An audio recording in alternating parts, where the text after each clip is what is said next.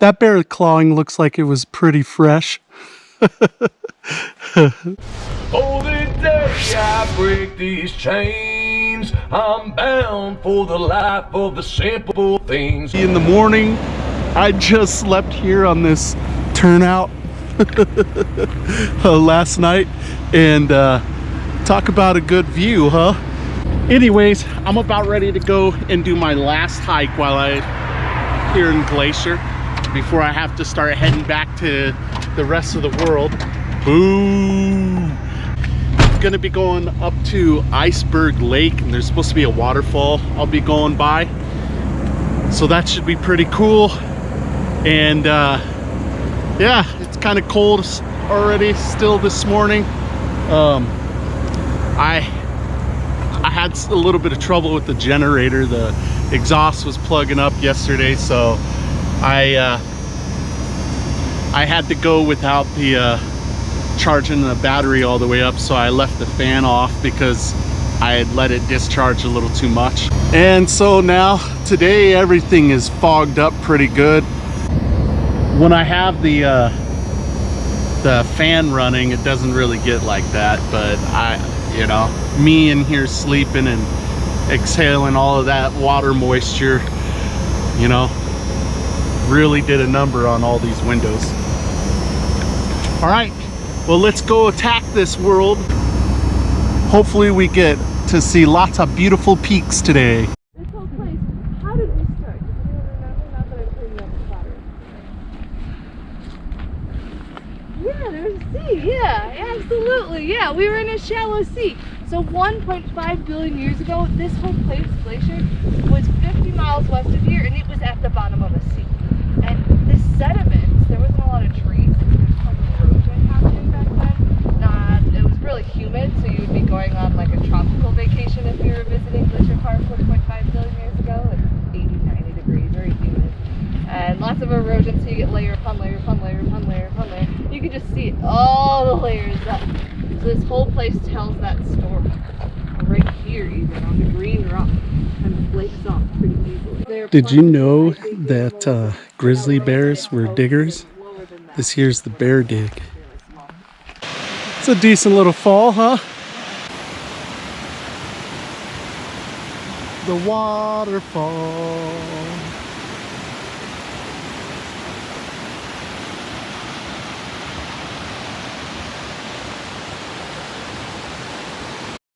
Not messing around with this view. I'll back over the whole thing. I know, right? Wow, look at that. Quite impressive in the falls.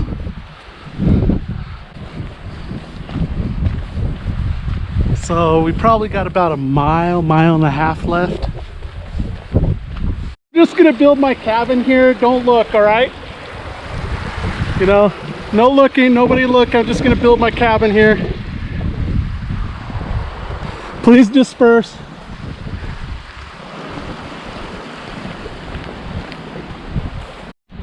You see all these flowers, just imagine, you know, the amount of flowers blooming in this section, but you still see some trees here or there, so there's sections of alpine scattered, and that means land above the trees, within, so we're kind of like on the tree line, and it goes up and down. And then when you look up there, right up on the hill overlooking this little pond, somewhere up there, I have a picture of it, our wildlife biologist last year, he climbed up there and he climbed into a grizzly bear den.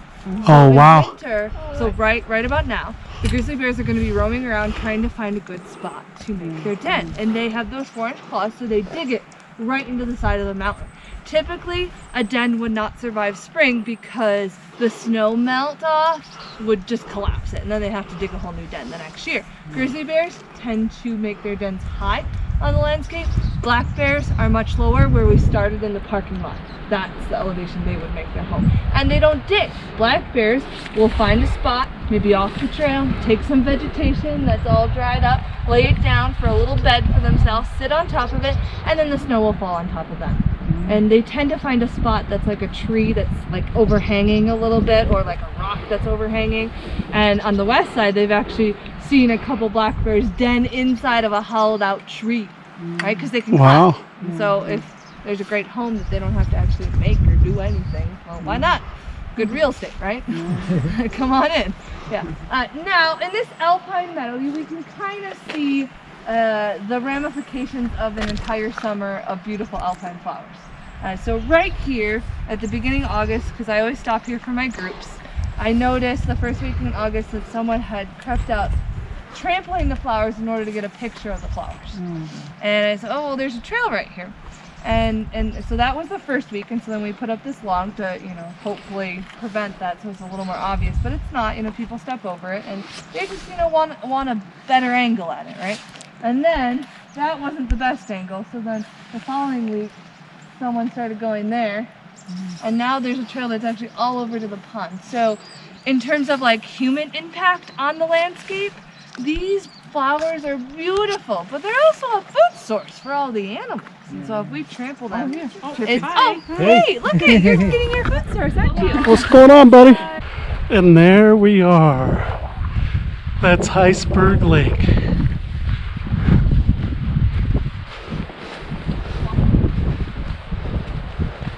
That's what this whole journey was about.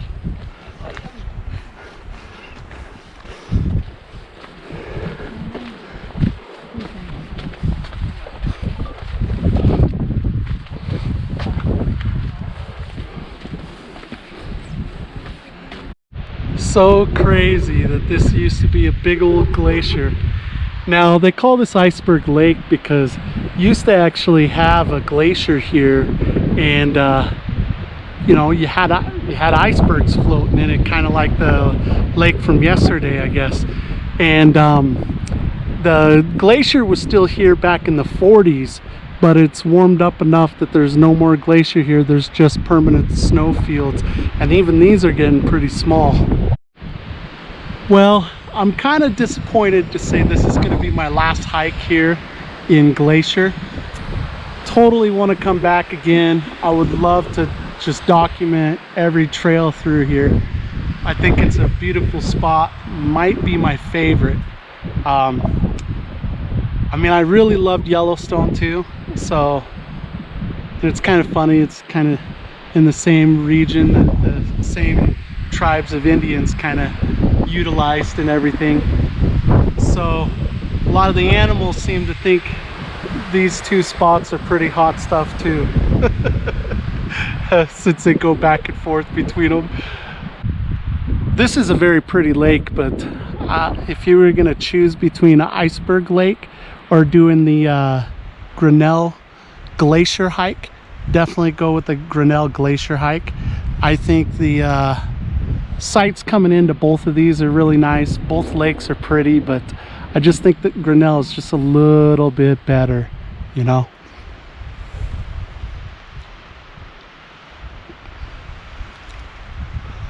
I think I'm gonna be just about ready here to hike my way back up and then back down, because I gotta get hitting the road again. I'm gonna be heading on into Missoula. I need a shower pretty soon. The bears are gonna be scared of the way I smell. So I'm gonna be heading that way, and hopefully I'll have a video all uploaded. I wasn't able to upload it from here. It just was way too slow, even on my Verizon Air card. Woohoo! Another huckleberry!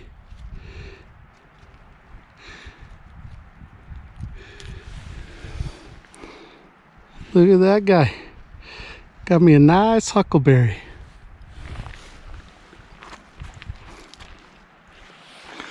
Is that another one?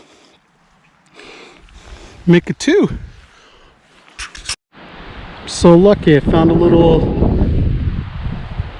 bush of them right here. Now that I'm on my way back and all alone, I can share a little more as I go by. Now we're gonna start seeing the wide open views. Now, looks like we're still a little high to see the little waterfalls. There we are. Can you see them now? Right there in the center. I thought you might have a hard time seeing them, so this camera zooms in a tiny bit. So they're just kind of cascading down all the way from up there when I was at the glacier. Well, not glacier, up there at the lake, sorry. Since this is no longer glacier fed anymore. So I know the orange berries are mountain ash, the white ones are snowberries, the purple ones are our huckberries, but what are these red ones? I am absolutely unaware of what those are. I don't even think the guide noticed it. So if you guys know, tell me down in the description, please. That bear clawing looks like it was pretty fresh. Guess it's time to start making a lot of noise again. Almost finished. This first part of the hike was actually the steepest part of it, but I'm getting super duper close to being done. So now I'm gonna go and try this little cafe around the bend here, just outside of the park, called Two Sisters. Get some grub there and head on into Missoula. All right, so here we are. I was gonna have the Brussels sprouts, but the place doesn't do that except for a dinner, so it's lunchtime, and I did cheese fries instead. Because that really takes place of the greens, right? But here's dinner for me anyways. Just got off the hike and I am hungry. That bison burger is so good.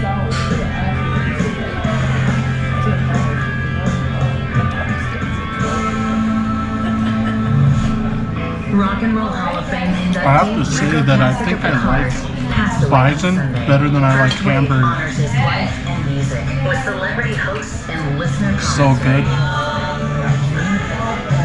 Remembering Rick. This weekend, exclusively on Sirius XM First Wave, Channel 33.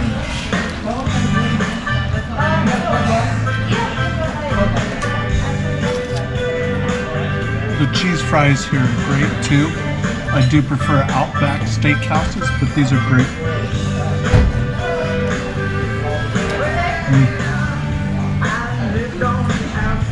What's for dinner? Get out there, connect with people, live your big story, and make sure you do something every single day to reduce world suck. Peace, guys.